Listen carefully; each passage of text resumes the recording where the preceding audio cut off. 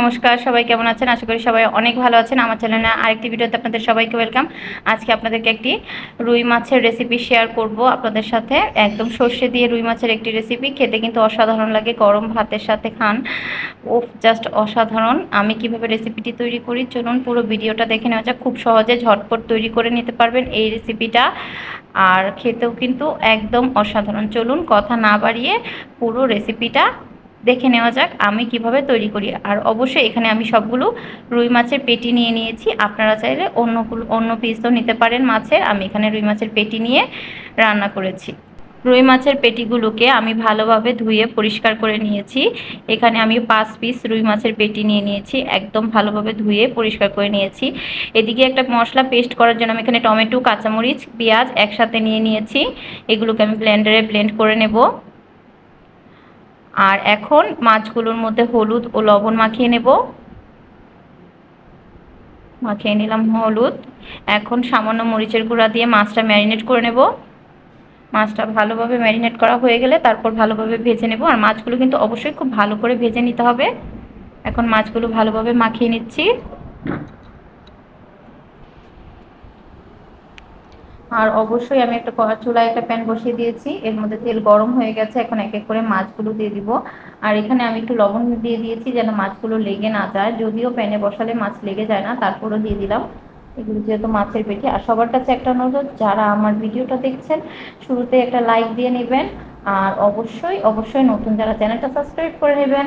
আপনাদের একটা লাইক কিন্তু আমাকে অনেক দূর পর্যন্ত পৌঁছে দিতে পারে। প্লিজ প্লিজ প্লিজ ভিডিও দেখার শুরুতে একটা লাইক দিয়ে আর খুব সুন্দর একটা কমেন্ট করে যাবেন আমার রেসিপিটা ভালো লাগলে।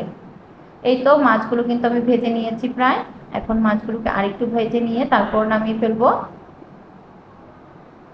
আর মাছগুলো আরেকটু ভাজতে হবে, একটা পাশ ভালোভাবে ভাজা হয়েছে। একদম রেডি আমার মাছগুলো। এখন একটা বাটিতে আমি মাছগুলোকে তুলে রাখবো।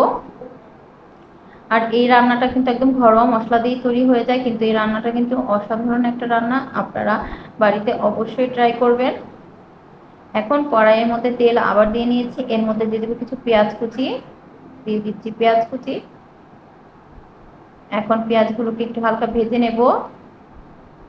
পেঁয়াজগুলো ভালোভাবে ভাজা হয়ে গেলে তারপর এক এক করে এর মধ্যে মশলাগুলো দিয়ে দেব। ভেজে নিচ্ছি পেঁয়াজগুলো।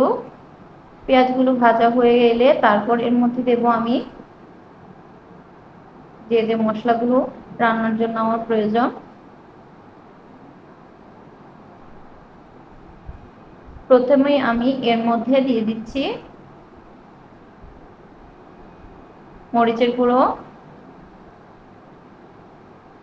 হলুদের গুঁড়ো, পরিমাণ মতো বা স্বাদ মতো লবণ দিয়ে পেঁয়াজের সাথে ভালোভাবে একটু মিক্সড করে নেব।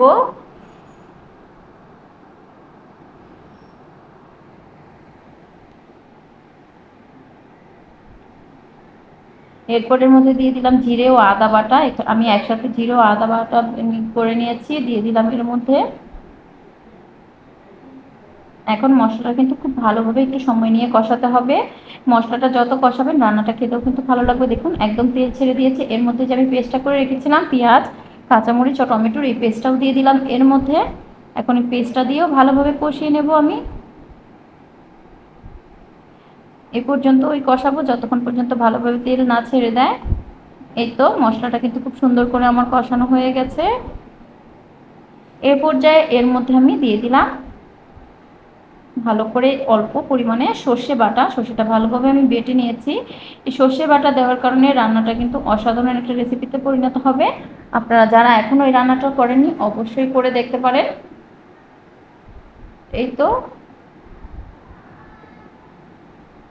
সর্ষে বাটা দিয়ে এখন ভালোভাবে কষিয়ে তারপর এর মধ্যে এক এক করে মাছের পিসগুলো আমি দিয়ে দেব। ভালো করে কষানো হয়ে গেলে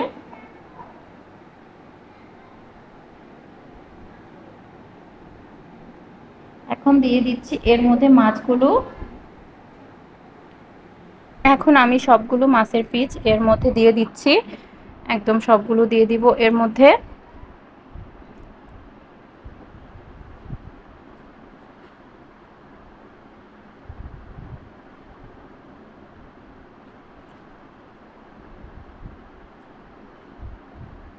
মাছগুলো দিয়ে এর মধ্যে মাছের গায়ে ভালোভাবে মশলাগুলো মাখিয়ে নেব।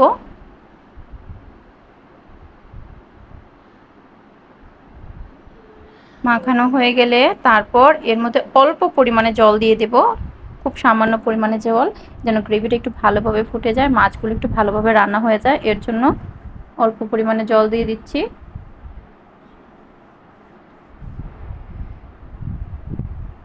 আর এইদিকে কিন্তু আমার রান্নাটাও কমপ্লিট হয়ে গেছে, এটাকে এখন নামিয়ে নেওয়ার পালা।